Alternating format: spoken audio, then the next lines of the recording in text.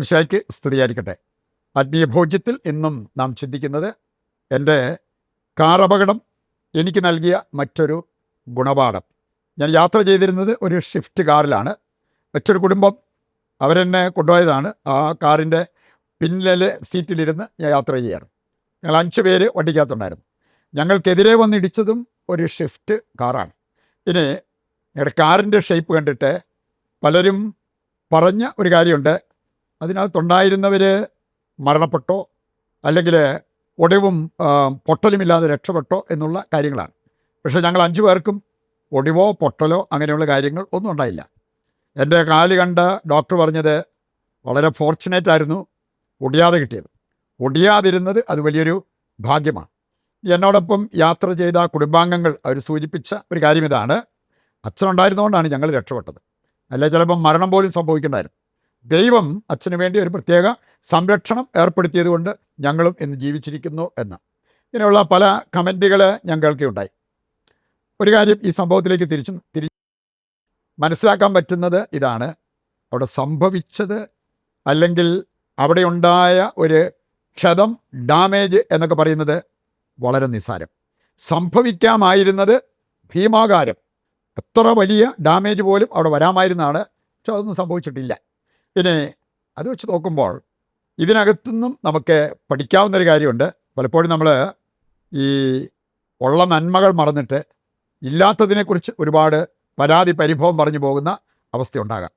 അതിനേക്കാൾ നമുക്ക് ആവശ്യമായിട്ടുള്ള ഒരു കാര്യമാണ് 1 തെസ്സലോനിക്ക 5-ാം അധ്യായം 15, 16, 17 വചനങ്ങൾ നമ്മളെ പഠിപ്പിക്കുന്നത്.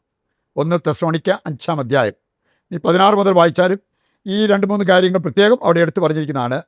എപ്പോഴും സന്തോഷിക്കണം, ഇടവിടാതെ പ്രാർത്ഥിക്കണം, എല്ലാ കാര്യത്തിലും ദൈവത്തിന് നന്ദി പ്രകാശിപ്പിക്കണം. ഇതാണ് നിങ്ങളെക്കുറിച്ചുള്ള ദൈവഹിതം. ഈ ഒരു കാര്യം നമ്മൾ മനസ്സിലാക്കി മുമ്പോട്ട് പോകുമ്പോൾ നമുക്ക് നമ്മുടെ ജീവിതം കുറച്ചുകൂടി അർത്ഥവത്താക്കാൻ സാധിക്കും എന്നുള്ളത് നാം മനസ്സിലാക്കിയിരിക്കേണ്ട ഒരു കാര്യമാണ്.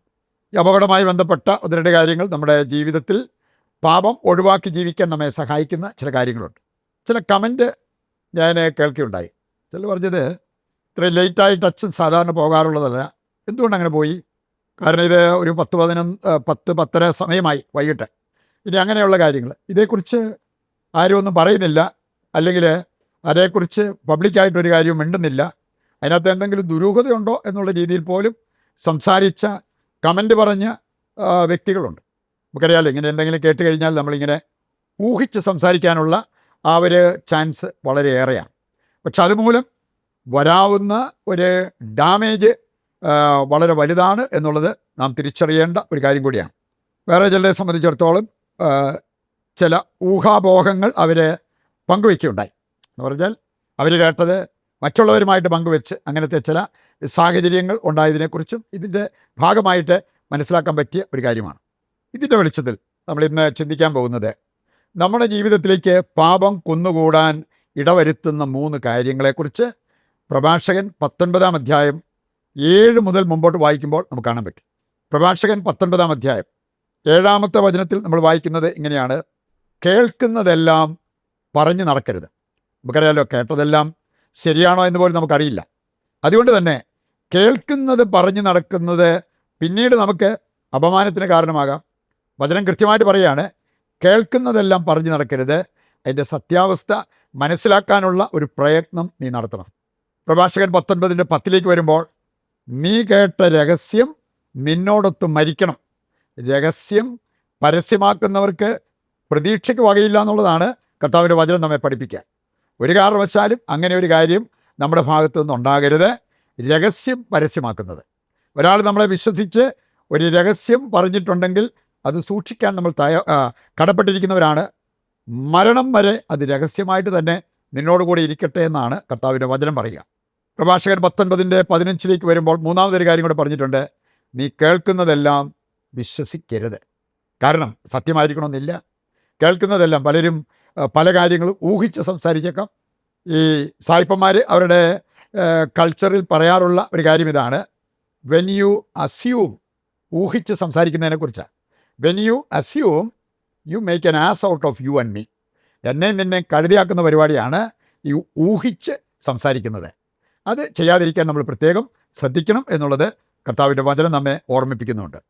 ഇക്കാര്യങ്ങൾ ഹൃദയത്തിലേക്ക് ഏറ്റെടുത്തുകൊണ്ട് നമുക്ക് തിരുത്തേണ്ടത് തിരുത്തി ശരിയായ ഒരു ക്രിസ്തീയ ജീവിതം നയിക്കുവാൻ വേണ്ട കൃപയ്ക്കായി നമ്മുടെ നിയോഗങ്ങൾ സമർപ്പിച്ചപ്പോൾ ദൈവത്തോട് പ്രാർത്ഥിക്കാം.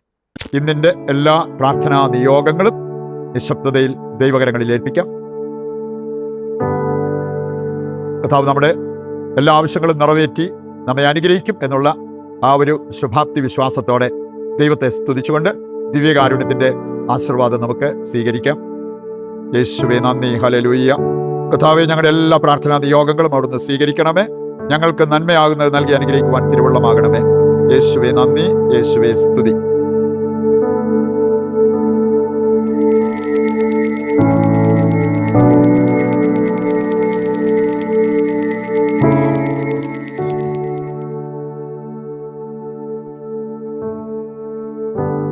മറ്റൊരു എപ്പിസോഡുമായി നാളെ വീണ്ടും നമുക്ക് ഒന്നിക്കാം. ദൈവം നിങ്ങളെ സമൃദ്ധമായി അനുഗ്രഹിക്കട്ടെ.